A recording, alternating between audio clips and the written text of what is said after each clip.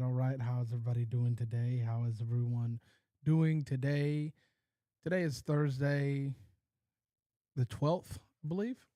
And we have a really good show in store for you today. So I thank you guys for joining me. A little bit of a late start, but we are on track to deliver you some good news. Well, I guess you could say just news in general. Um, I'm your host, American Lumberjack, aka Frankie. I appreciate you guys for joining me. We have a good show for you today where we're going to cover more rare earth minerals because, the media is not going to talk about any accomplishment that Trump does. Now, if it was any other president but Trump, they would, ring it from the bell towers, but they're not going to do that. We're also going to talk about Harvard and how the Ivy League is getting a 1-2 punch to the face. It seems to be a never-ending battle with Harvard, but there's some things going on there. And we just have an all-around good show in store for you today. We're going to cover some midterm stuff too, because a lot of you out here, you come in and you come out and you leave and I don't care, I don't want to hear about that. But then you are the very people that complain when things don't go the way that you want them to go. When someone wins that you didn't want to win, dag nabbit, I didn't want so and so to win. It's your fault. Yeah, it's your fault. But we're going to get into that today, and we're going to have a good time today. But before we jump into it, we have to give thanks to the Lord God Almighty for giving us another day and allowing us to be here. So join me in prayer. Dear God, thank you for today. Thank you for this awesome opportunity to deliver truth once again. And I pray that it goes out and finds good ground and people will spring forward and do what they're supposed to do with that information and turn it into knowledge and understanding and wisdom so that they can really affect change in this country and not just be a passerby or a bystander when things happen. And we pray this in Jesus' mighty name. I pray. Amen. All right, guys, like I said, we have a fantastic show for you today, and we're going to start out with a out of league. Now, this particular segment here it's pretty dang good. It's pretty dang good, but I'm having a technical difficulty. Give me 1 second here. 1 second. Let me make some changes with this so I can give you guys what you came here for. All right, fantastic. There we go. So, out of league, and this is a historic break. The War Department or Department of War, whichever way you want to call it, just severed all ties with Harvard University. And like I said, today we are going to be hitting Harvard pretty hard. So bear with me. The first two stories are about Harvard, but the Department of War just severed ties in its entirety with them. And you need to let that sink in a little bit because ever since the Revolutionary War, this relationship has been pretty tight. From George Washington to several other presidents attending Ivy League schools and so on and so forth. So this doing what HEXF is doing with the Department of War and severing these ties is pretty big. Now, like I said, the Secretary of War, Pete Hegseth, announced that the beginning of 2026 through 2027, the academic year, the United States military will end all graduate level military education, fellowships and certificates, and any type of programs with Harvard. And this is not just a pause. This is an actual end to this in its entirety. So if you can do the math, Revolutionary War How many of you know when that was? Till now. So 2026 through 2027, no more. Completely gone. And that's not a warning. That's a clean break. It's gone in its entirety. So if you want to pull your hair out, the liberals that watch my show in the background and snicker and sneer and wait for me to say something Trump and then they lose their mind. If you want to lose your mind now, you can do it, but we're going to tell you why.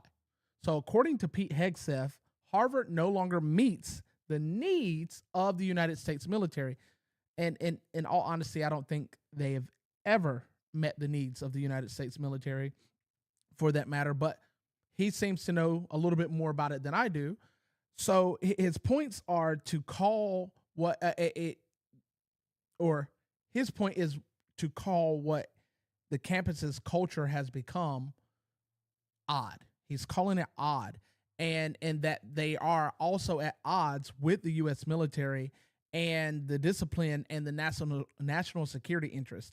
So if you've been following me for a while, you'll know that Harvard and a bunch of other universities across the United States have had a ton of issues with leaking information to our enemies and students getting paid to leak said information to other nations. It's kind of crazy to me, but it is happening. So overall, him saying this is very sharp and it cuts deep because that means that Harvard's no longer going to be getting Uncle Sam's money for doing the things that they have been doing. He labeled the institution too woke. And I know that is a term that is just played out and stretched thin and beaten ragged, but they are indeed too woke. He accused it of producing officers with their heads full of globalist and radical ideologies instead of warfighting focus, which that is what the purpose of the military is. The military is not supposed to go out and, do humanitarian aid and be nice with everybody. They're supposed to go out and fight. They're supposed to go out and protect. And they can't do that if they're pushing or at the very least having globalist ideologies and ideations. So you have the officers who are going to be the commanding officers over platoons, whether it be the Army, squadrons, whether it be the Navy, so on and so forth. They're going to be over these people, and they're not going to have that one fighting mind that the military needs. They're going to have the mind of someone that might think twice about, shooting someone because it's a brown person, and they don't want to feel racist for doing so. And it seems to me what Pete Hegseth is really saying is that you have more of a mindset for WHO and the UN than you do the United States. He also cited that with research ties connected to the Chinese Communist Party, they are interfering by that means as well. And I recall a student from Oregon who was giving out copious amounts of information to China by way of agro-terrorism, helping them develop stuff that would actually destroy our crops. So this is not far-fetched if they have the research to back it. He referenced campus environments that allegedly celebrate Hamas and permit hostility towards Jewish people. Now, you're going to hear this topic, and you who have listened to me long enough know how I feel about, the Jewish people, but I digress. That's not what this particular topic is about. But he's saying that these programs are allowing, and these campuses are allowing students to push these ideologies that actually are counterintuitive to our partnerships and allegiances with other nations. And that doesn't bode well if you have someone that's giving orders in the midst of a fight. Pete Hegseth also ended up pointing out ongoing racial discrimination concerns. His message is pretty clear. The Pentagon believes that the cultural direction no longer aligns with the mission readiness. And I don't believe, in my personal opinion, and this is my personal opinion, so you can follow along with that if you like it, I don't believe culture should impact the military at all. And this is why, which for a long time I disagreed with this, but this is why they get these people super duper early. And so that they can mold them and shape them into what they need them to be. They don't need you to have your head full of fanciful unicorns and going to the mountain with Charlie and waking up without your kidney and liver and stuff like that. They need you to be ready at all times to do what's necessary. And you can't do that if your mind is full of dreams and unrealistic beliefs. It really is. A man can't be a woman can't be a man. Praise God that Trump got these people out of the military, because you can't be mission ready if you have to take a pill because you chopped your winky off. You can't be mission ready. You can't. And you can't be mission ready if you think you are going to be able to backpack a 250-pound man or 220-pound man if he's injured, all because Sharon decided to sew up her vagina. Sharon is now Sharon or Cherie or whatever. You are not a man. And so we are cleaning up and cutting out the fat and making the machine more lean. Do I believe that severing the ties with Harvard was the way to go? I have no opinion about it overall. I think that if you see something as a person who is in a position of power and it's affecting your ability to function and your system to function, then you need to cut it out. Point blank, period. We need to stop playing these games where feelings are involved. Oh, you hurt my feelings. No one cares about your feelings, especially when it comes to the military. Especially when it comes to the military. And I'm going to say something that's pretty profound. I don't believe women should be in the front lines. I don't believe it. Yes, you can be in the military, but you should not be on the front lines, because that will cause men to do stupid things. Men see a pair of boobs and they do stupid things. Whether they like them or love them or not, they will do stupid things. And it causes them to think differently. So overall, this is a positive thing. If Harvard is producing people who are antithetical to what the military needs are, then they got to go. Current service members already enrolled will be allowed to finish their programs overall, but future participation is halted until something can change. I was listening to my buddy earlier today, Prince Blue, and he has a podcast as well. And it was beautiful because he was having someone up there talking about education. And now, y'all know I'm a stickler for words. I don't believe education is the way to go. I believe being taught and learning is the way to go. There's a substantial difference between the two. Education is indoctrination, which the military is the most educated entity on the planet because they are indoctrinated through following instructions. If you don't believe me, definition of education is systematic giving or receiving of instruction. Instructions is defined as orders. So they're either giving or receiving orders. You won't find a better machine to do that. But Harvard was actually throwing a wrench in that and saying, hey, no, you don't have to follow those orders because your feelings matter more than what your commanding officer says. And then they started producing officers that said the same thing. That's counterintuitive to what the military is and what it's supposed to be. The Pentagon is now reviewing similar academic partnerships with other Ivy League civilian universities. And I think this is a big deal. It is a big deal, and it's a good thing because we got to chop the chaff out. Because like Prince was talking about tonight, the education system is just throwing kids through, but they're not teaching them anything other than how to feel and how to think and how to believe. I don't send my kids to school. Well, actually, I don't send my kids to school at all. They're homeschooled. But I wouldn't send my kids to school to think, feel, and believe. I want them to learn how to read, write, do math, and critically think. And then when they come home, I test that. That wasn't happening, so I took them out.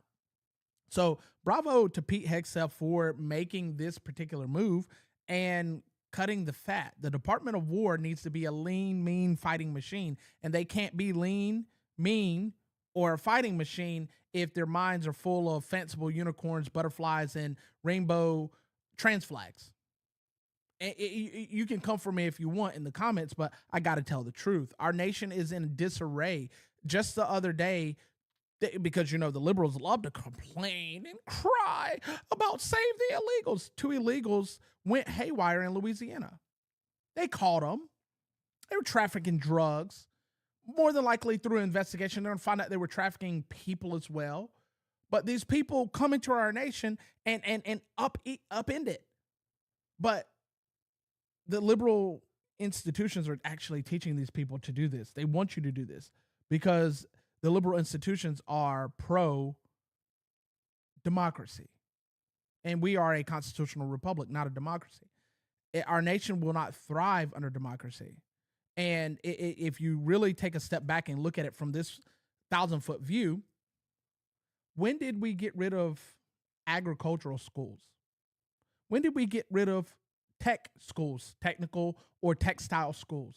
When did we get rid of all of these schools that actually benefited the working everyday American? Because there's more of them than there are of doctors. There's more of them than there are nurses. There's more of them than there are of historians and all of these other things. There's more of them than that. The lifeblood are the blue collar. Because if the blue collar quit and just stopped, what are you going to just teach everybody to learn how to be taught? Everybody can't be doctors, lawyers, nurses. So what are you going to do? So let's be realistic here. Our nation needs to be streamlined back to where it was, and we can't get there by sitting on our butts. And Pete Hegseth and Trump seem to understand that. And it's a beautiful thing to see it happen in the military first, and hopefully it trickles down with common sense to the people. Otherwise, we're doomed. Our next story includes Harvard as well. And like I said, Harvard is catching a fade. They're getting beat up pretty bad. Trump is on the warpath. And if you have been following me again for any amount of time, you would know that Trump has been in a ping pong match with Harvard left and right. And you've had these leftist, libertarian, or liberal, not libertarian, there's a big difference, liberal judges fighting and combating Trump every which way he turned. And he is not going to stop until he wins. So he wants to hold the elite accountable. And in doing so, he's going after Harvard. And Harvard and him have been back and forth, like I said, a ping pong match. But President Donald Trump just escalated his fight with Harvard. He took it to another notch. So not only is the Department of War cutting ties with them, which is going to cost Harvard lots of money. So I wouldn't be surprised if the tuition went up, which was already outrageous in the first place. But I wouldn't be surprised if it goes up because they're not getting Uncle Sam's money anymore. Trump's about to try to hit them in their pocket as well. But this time, it's not just rhetoric. He wants a lawsuit. So he tried to do the legal means by way of correcting the wrongs with Harvard, and liberal judges stepped in and said, no, now he's going to sue them. And he might actually win this. He really might actually win this, but he's threatening them for $1 billion. If you know, you know, in damages. He announced on Truth Social, which, you know, that is his platform to drop truth bombs on, saying that Harvard has behaved badly. You know, Trump is not a savant with the lexicon and the verbiage. He will just tell you how it is, which I like that because he speaks to the layman people and they understand what he's saying. So he's saying that they behaved badly and is strongly anti-Semitic. Now, you know how I feel about them imposter Jews, but we ain't going there. That's not what this is about. He's saying that they're anti-Semitic and that it's not, it wasn't a subtle jab at them. Trump has been very, very vocal about how he feels about Harvard. And that is a declaration of war between the White House and the Ivy League, because it's not just like with the Department of War cutting ties with Harvard. It's not just Harvard that might be on the chopping block. Other Ivy League might take the fall. And this is a good thing. This is a good thing. We look as the bottom people down here, the little people, we look up at us, oh, this person went to Harvard. They're brilliant. They're smart. They're amazing. They graduated. They're awesome. Oh, I'd rather have the doctor that graduated from Harvard working with me than the doctor that graduated from Duke or Chapel Hill, because those aren't Ivy League, but this one is. Just to find out that that person got through because of either DEI or their parents had deep pockets. because their parents were the elite. So now it's time to hold the elite accountable. And this didn't just start, like I stated before yesterday. This has been going on and building for over a year. The conflict totally centers on federal research funding, campus protests, and the administration calls the woke ideology, what they call the woke ideology. These people are tired of the schools not doing what they're supposed to be doing. It's what it really just boils down to. The schools are not doing what the schools are supposed to be doing. A long time ago, they would be spot on, and I would agree and say that schools were doing exactly what they were supposed to be doing. They were teaching kids the proper things that they should be taught. Now they're out here educating. I actually recall when they started to change the name of teachers from teachers to educators. And I didn't understand it then like I do now, but it's clear and plain to see that them changing the name was not just a name change. It wasn't a change in name only. It was a change in title. It was a change in job. It was a change in approach. Now, if schools don't do what the federal government was saying back before Trump, then they lose funding. And the school's like, oh, well, we can't lose daddy's money. We got to keep it. So we're going to bend the knee and teach Purple Penguin curriculum, which teaches kids genderlessness. Yeah, genderlessness. What?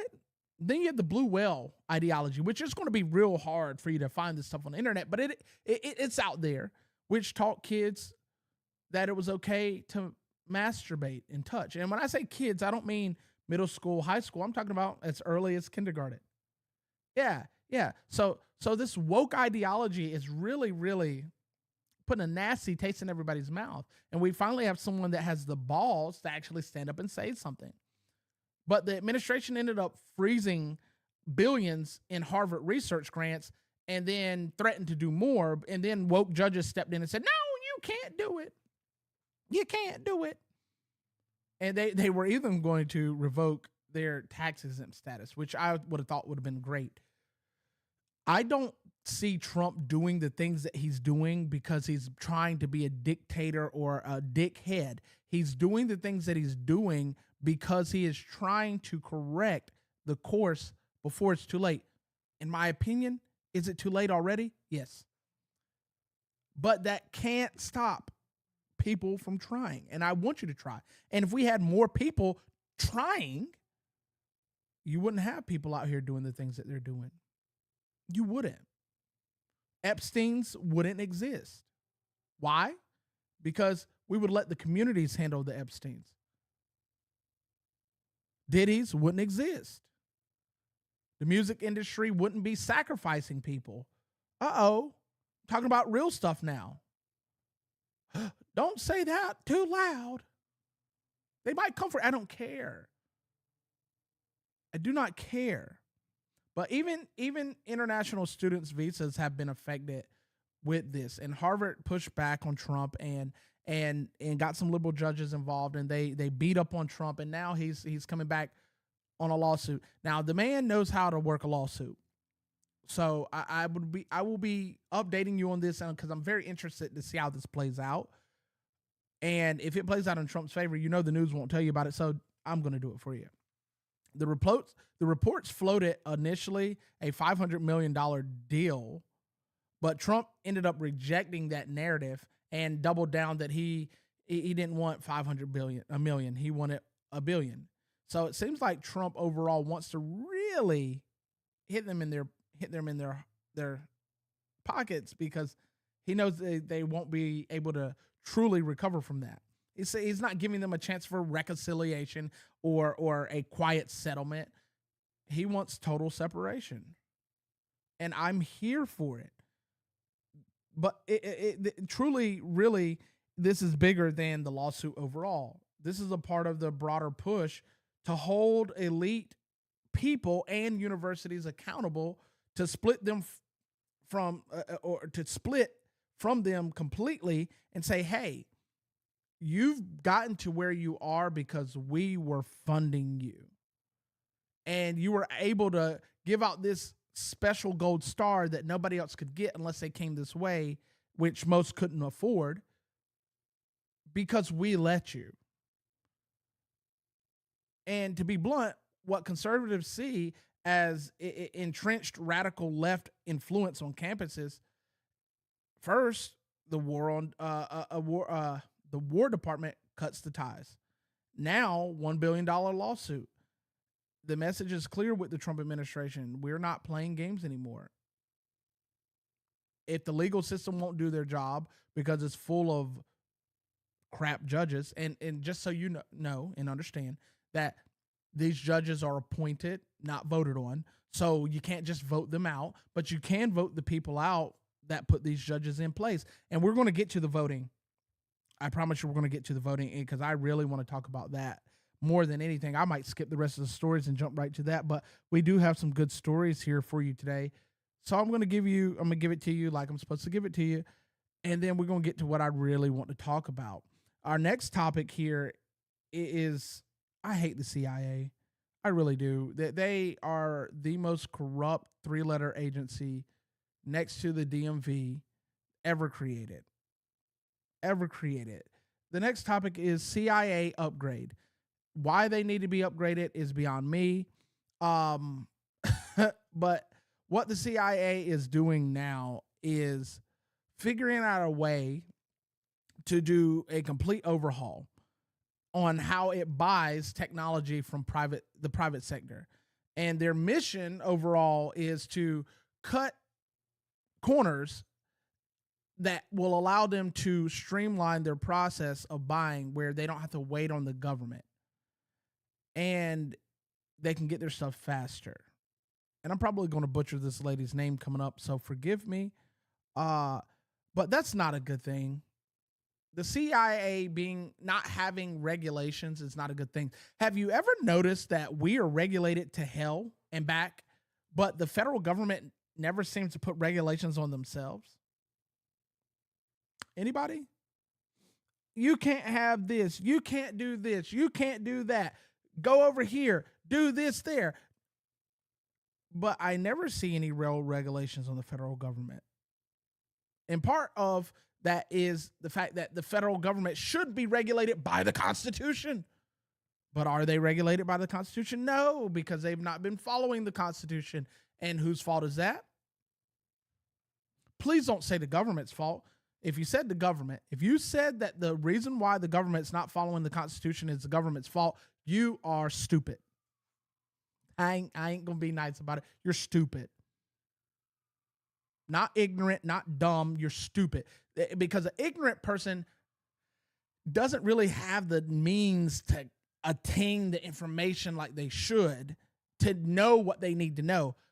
Y'all have, where's my phone? You have one of these in your hand. You can Google the Constitution of the United States of America, Articles 1 through 7, Amendments 1 through 27.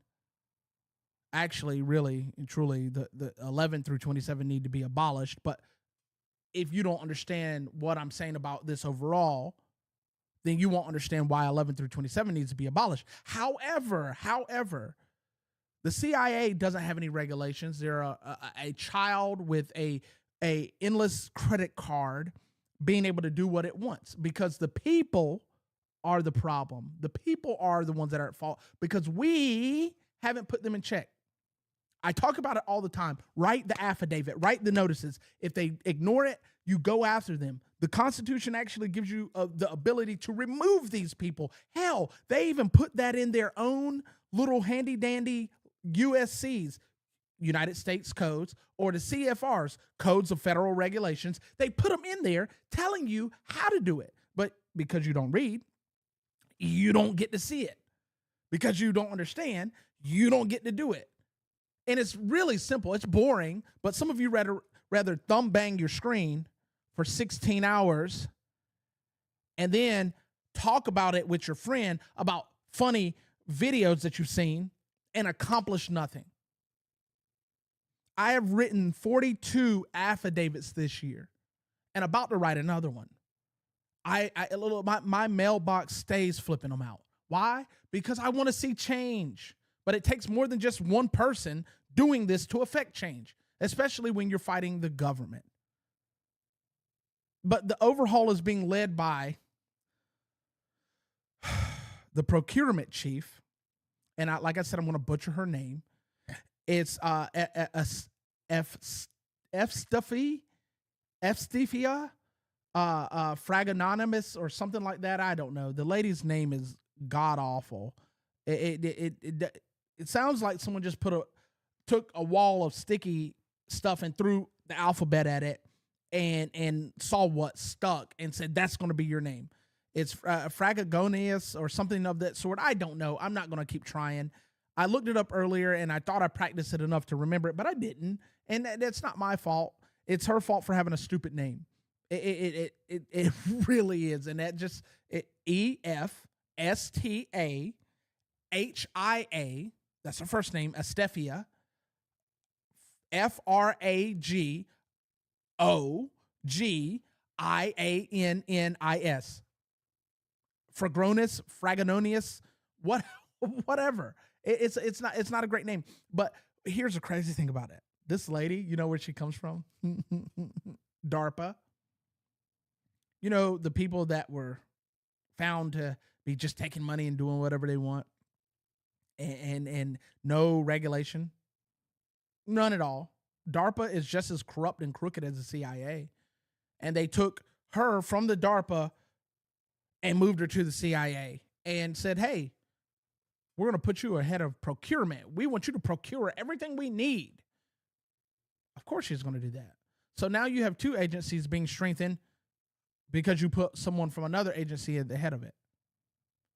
And between their whole reasoning behind it is saying that, hey, we need to be able to have this stuff so we can get faster intel and more information and do it quicker. No, you don't. You can't tell me one good thing the CIA has done. I'm not even going to go through the rest of the story. Because I'm pissed off about it. And if you don't know why I'm pissed off, then you probably should go find out the history of the CIA. Find out how the CIA used the German soldiers or scientists who were really Jewish people. They weren't even German. Bet you didn't know that either. Bet they lied to you about that. But they used them to create programs. MK Ultra. Oh God, he said a conspiracy word. There's no such thing as conspiracies anymore because everything that we've been saying for 20, 30, 40, 50, 60 years has all come true. Oh, they eat babies. No, they don't. You're crazy. Nobody's eating babies. Epstein file comes out. They eating babies. It ain't funny. What's funny is the fact that you didn't believe us when we told you. Now he told you, and you only believe it because it got released. People don't come out saying crazy things because they're crazy. Just like there's some air of truth to every joke, there's some air of truth to every conspiracy theory. And if you pull on the string hard enough, you might unravel the whole dress and see what's up there. More than likely, it's not a woman, especially in 2026. But now they've codified this and they've basically given the CIA what they want and a fast track to all the toys. They don't even have to wait for shipping from Amazon. Now they can just get it like that.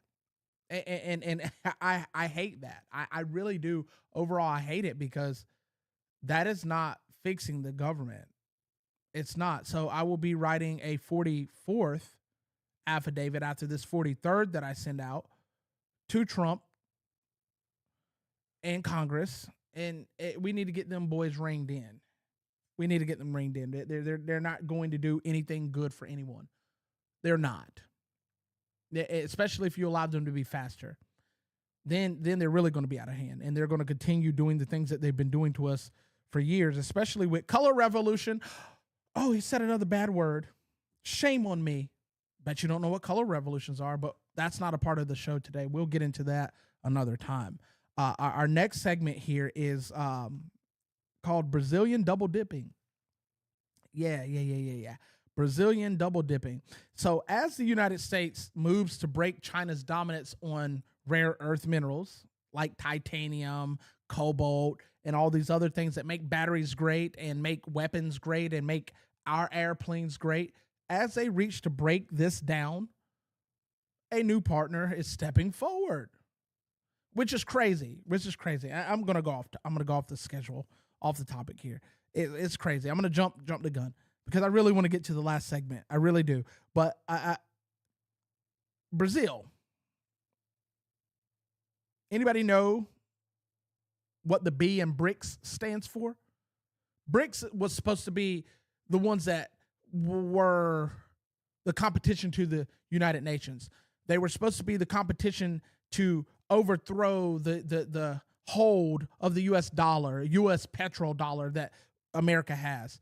They were supposed to be the ones to do that. So why is Brazil, BRICS, Brazil, Russia, India, China, South Africa, why is Brazil willing to spit in the face of China?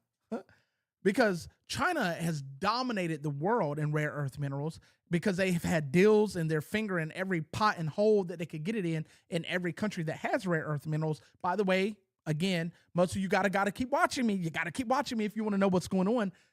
I told you last week and the week before that, China owns 90% control over all rare earth minerals because they come in and they make these deals. And for example, the Panama Canal just got overturned. The deal that China had with Panama over the Panama Canal got overturned by Panama Supreme Court because China basically had carte blanche with the canal.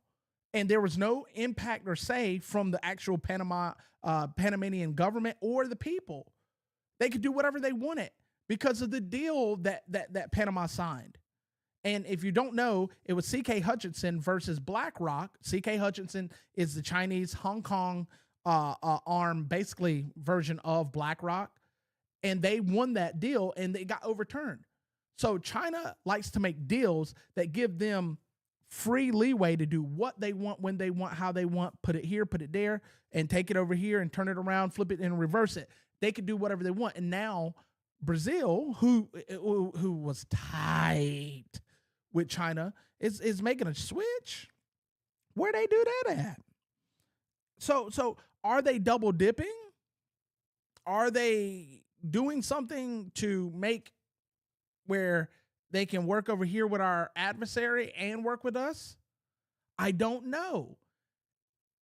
So in Minas Gerais, the Tyros or Tiros or whatever, I don't speak Spanish actually they speak Portuguese there. I don't speak Portuguese, so I don't know. But the Tyros project operated by Rosario Strategic Materials or Metals is drawing a serious attention to a serious amount of attention to themselves because they were the ones that were reportedly citing to make this deal, to push for this deal. And they hold an estimated 1.4 billion tons of titanium-rich material, which if you don't know, we make a lot of magnets with that and jets with that and all sorts of wonderful, lovely things that go boom and fly and make all the noise.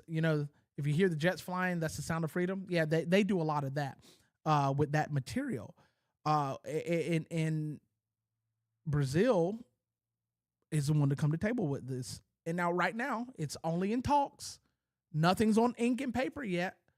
But Brazil came to America and made this presentation. They said, hey, we want to talk to you. But that leads me to believe that they're doing something behind the backs of China, or China knows, and China's going to get in on this deal some way, shape, or form. So Trump has been really big on shutting the door to certain things because of national security. I wonder if he's going to weave through this and make sure this is not one of those situations where the enemy of our enemy is our friend, but really and truly they're a triple agent and they're really still the friends of the people that are working against us in the get-go, allegedly. But I will keep you guys up to date on that and bring this to you when more news arises. So if the talks move from just talk to putting some stuff down on paper, we'll find out more, and I'll let you know as I get it. I don't want to, as my not really idol, because I don't idol anybody. I guess you could say mentor without being a mentor. Dan Bonagino says it's not about being right; it's about being first. So I'm waiting to see at the end of 2026 when they start releasing all this information about how Trump did this with rare earth minerals and did this, and then I'm gonna be like, hey, I spoke about that already. Why are you just now talking about it? Because they're a day late, dollar short, and they'll wait a whole year before they give any praise to Donald Trump.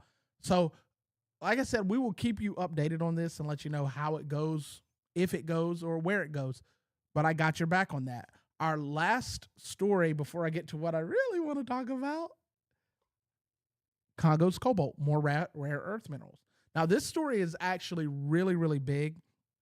And why it's not all over the news is crazy to me. I guess it's because it's not going to really tune up your serotonin and give you that whole like endorphin rush and make you feel real good. That serotonin dump. Yeah, they're not going to do that with this story, but this is a big story.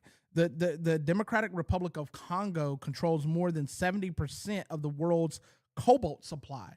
Now, cobalt is really important. It's a real important rare earth metal that does a lot because it doesn't have to necessarily be a metal. It can also do stuff like work in batteries. And they own 70+% at that. And that's not influence, that's dominance. So if anybody knows anything about business, if you own in certain businesses, depending on the type of business it is, 25%, you own the majority. But for the going rate of most corporations, 33 1/3 is full ownership. And every now and then you can slip a 29 1/5 and get the same type of ownership of that company. Well, these people own 70% of that. Cobalt is essential for batteries, electric vehicles, defense systems, energy storage, and advanced electronics, among many other things. If you control cobalt, you influence modern economy. And this is huge. This is huge because guess what? China used to dominate DRC, and they had complete control over all of that. Well, not anymore. Now, a Delaware registered U.S. firm, Virtus Minerals, has now been backed by the American capital and former U.S. military and intelligence veterans, and they have all agreed to buy ChemAF SA. It's CHEMAF, so chemical AF. And this is a company. The reason why it's looking at being purchased is because they're debt ridden, and I'm going to tell you why they're debt ridden. Because when you do deals with China, when you do deals with them, they are going to make sure that they are the only beneficiary, and they were benefiting and sucking the DRC dry and sucking this company ChemAF dry, and they're in heavy debt. Now, this company doesn't just excel in cobalt, they also excel in copper. And they have large mineral reserves of both. So the deal is reportedly including, assuming that it goes through, roughly $900 million in investments to expand output. And that's what we're putting on the table. We say we'll give you 900 large, and we're going to help expand your production and output so we can benefit. But we're paying them to do that. China does not do that. China is really slick about overinflating their currency and making you think they're big and bad, and then quickly devaluing it so you think that they're not as bad. All the while, they're still getting that deal because they're putting on 100% tariffs. Y'all think Trump's bad at 50%. China put 100% tariff on Canada. They also did it to Brazil, and I think that's how they got Brazil into BRICS, but I digress. You got to be in the stream to know the things, and I give it to you straight, no chaser, but you got to come and listen to me to find this stuff out. Overall, that is strategic positioning for the United States, but they're not doing this without competition. India is trying to get in on it, and other African nations are trying to get in on it, and China is trying to find a way to get back in it. what I've come to find out is China is slowly but surely losing their grip on ports and minerals. And if we can hack away at that 90% control, worldwide control that they have over minerals, boy, even if it goes to other nations, that decreases China's dominance. Because China has your phone, Android or iPhone, it doesn't matter what you have, China controls 63% of the materials that go into this. They control it. So this is why when you look at the logistics of your iPhone or Android phone going from one place to the next, it'll go to China like 7 or 8 times before it gets to the last place to be shipped to you. That's why the phone costs $1,500, because it's going from 8 or 9 different locations back to the same location 8 or 9 times just before it gets to you. And that logistics will hit you hard. It hits you real hard. It hits you right in the pocket. And you're like, why is the phone $1,500? It's because China does what it does. China knows they have that control, so they can do that. And they can make that phone for $160, $200, and then charge you $1,500. Y'all thinking Apple's getting all this money from these phones? They're not, because Apple's got to pay out a pretty penny to China because they control most of the world's rare earth minerals. So this is a big move on Trump's part to push for this, as he should. And if he didn't, I'd call him a fool. I would call him an downright fool, because we need this. We want to be energy independent. We want to be mineral independent. And that will shore up this nation. You can't shore the nation up if you're out here playing tiddlywinks with the enemy and letting them do what they need to do. Now, we have finally made it to the part of the show. Oh, boy. And I rushed through this. I didn't realize what time it is. I rushed through this so quickly because I'm so excited to get to this. Midterms. I'm talking to you. So I see people are in here typing on the YouTubes and the Facebooks and the Instagrams and the Kicks and all the places that I'm streaming this to. Listen to me. If you haven't heard a single thing that I've said, midterms are coming up. Republicans are stupid. Hear me. Republicans are stupid. If they're not doing what you want, vote them out and put some new, fresh blood in. If they don't do what you want them to do, vote them out as well.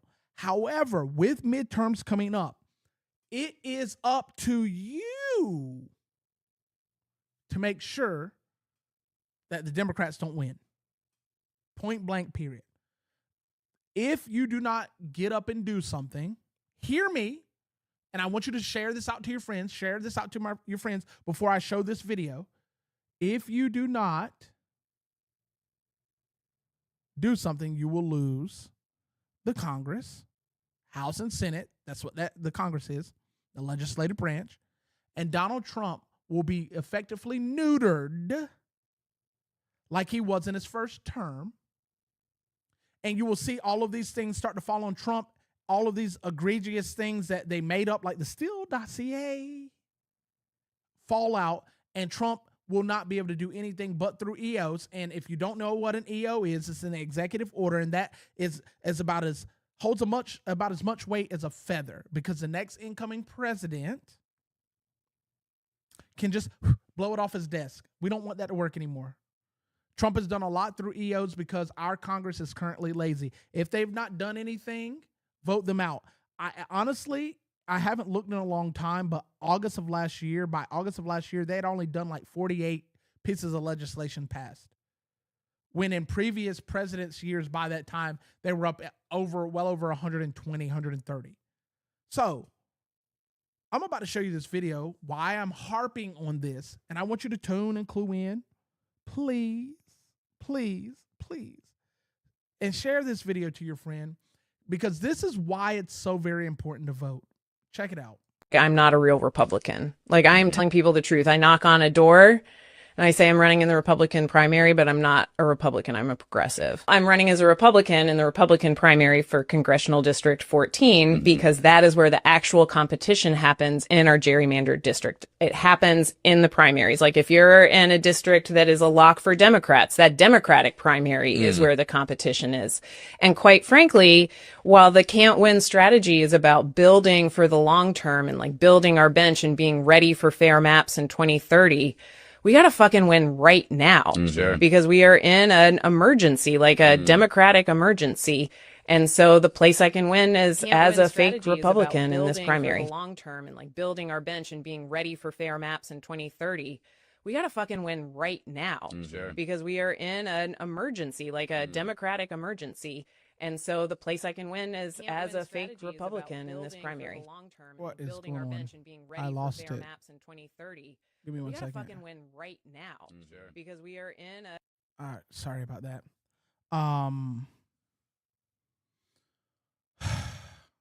You heard it. She's not a real Republican. She's a progressive running as a Republican because she can't win as a Democrat. She knows this. Now, I recall, and I tried my very darndest to find this video, there was a black lady from either South Carolina or Georgia, and I know AJ will remember this because we talked about this several occasions, and we even held lives about this when this happened, where she said, we got to get out there and run as Republicans, and we got to infiltrate them so that we can ruin them and put forth our efforts to bring the Democrats out of the hole we're in. This lady is saying what you just saw, is saying the quiet part out loud. And that's my state. Normally, I don't do state-specific things unless it's going to shake and make big waves. This is going to shake and make big waves because midterms are coming. Kind of like Game of Thrones, where they said winter is coming. And they said it probably 111,000 times, winter is coming. Midterms are coming. So what I need you to do, because midterms are coming, I need you to get off your duff, do 20 minutes of research. You will spend 10, 12 hours on your phones a day. Take 20 minutes because you won't talk to God. Most of y'all that say you're Christians don't talk to God, so that's another topic for another time. But just take 10 minutes to review who is in your congressional districts, both state and federal, and review what they're up to, what they're talking about, what they're pushing. Governor races are coming up. You need to review 20 minutes the people you're going to vote for. And this goes for Democrats too.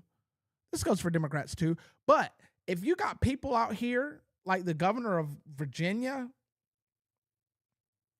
who said she was an independent, that woman is about as independent as a staple that is in a stack of paper that is too big for it to staple through.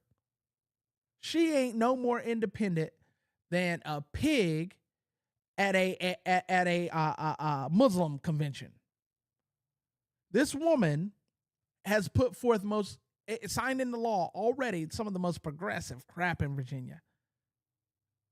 And Virginia is suffering for that. And this lady that I just showed you in this video is telling you she's going to do the same thing. I'm honest with people. I'm not a Republican. I'm a progressive. But I tell people when I knock on the door that I'm not a Republican. You're a liar is what you are. I'm going to tell you for a fact. Tune in, clue in, zoom in, get a little bit closer to me. I'm going to tell you for a fact how I know she's lying. Because most people don't do their research and homework like I told y'all to do before you go out and vote. So they don't know anything about you, and you account for that because you account for the fact that you got an R beside your name that they're going to vote for you. R should stand for retard because you're out here telling people that you're going to do what you're going to do. And what's sad is she knows that most of y'all, if I didn't show you this video, you wouldn't have known anything about it in North Carolina. And it's not just North Carolina this is happening in. This is happening all over the country. Roy Cooper was the governor of North Carolina. Trash. This man passed legislation that let people out of prison who were either unfairly sentenced or harshly sentenced. Do you recall Irina Kurtutska, the Ukrainian girl that was sitting on the train minding her business, not messing with nobody, not hurting nobody, not doing nothing? And this depraved, disgusting, vile monkey of a man stabs her multiple times and then says, "Got that?" Hold on. I got that. I had to blurb that out because this is a family-friendly show. I can't be cussing up here like that. He says that he got that B. Roy Cooper is the reason why he let him out. And now Roy Cooper is running for Congress, United States Congress, and he's saying, "Hey, I didn't do that." And he's sending his staffer out, his campaign manager staffer out, and they're telling us, "Oh, I didn't do that. Roy Cooper didn't do that. There's no records of that." Roy Cooper would not have reviewed the 3,500 men that little handy-dandy document that he signed in law and passed. He wouldn't have reviewed that. Nah, he wouldn't have reviewed that. He don't know about any of those people. He just signed some documentation that just let criminals frolic out of the prisons and let them do what they want. And this guy's out of Mecklenburg County. Mecklenburg County, they got people that are judges, lawyers, and magistrates that hold the same title or all these titles as one person, and these are the same people that run the programs for recidivism rates and rehabilitation. And so they'll get you off, get you out, put you through their program, which the federal government and the state people or taxes are going to pay for to get them out. And y'all vote for these people. Y'all vote for these people. Midterms are coming up. Get out and vote. Take 3 people with you that would not have voted, please. And if you do this, and I'm not going to get off of this until midterms are done and over with. If you take 3 people with you that would not have voted and you teach them and show them the truth, then we can fix this. Otherwise, we're doomed. We are doomed. Boom, boom, boom, boom, boom, boom, boom. And we ain't farmers. We doomed. We are doomed. And I don't want to be doomed. Not while I'm on this side. Because I know my hope lies and strength lies in God. So I'm good on that. But I don't want anybody else that doesn't have God to be doomed, so they can have a chance to get to God. Our Bible verse for today, I have graphics now. Beautiful. I have graphics now. I love them. Is I can do all things through Christ who strengthens me. I can do all things through Christ who strengthens me. Not some things, not part of things, not maybe things, not a quarter things, but all things. So, in knowing that, put your trust in Christ and do all the things that you need to do. But that calls you to get active. You can't do anything if you're not active, whether you're in Christ or not. So get active. God, I appreciate you today. I've enjoyed you today. And I hope you have a good day. And make sure you're not one of the ones missing the forest for the trees. Have a good one. Oh, you're not working. Ha ha.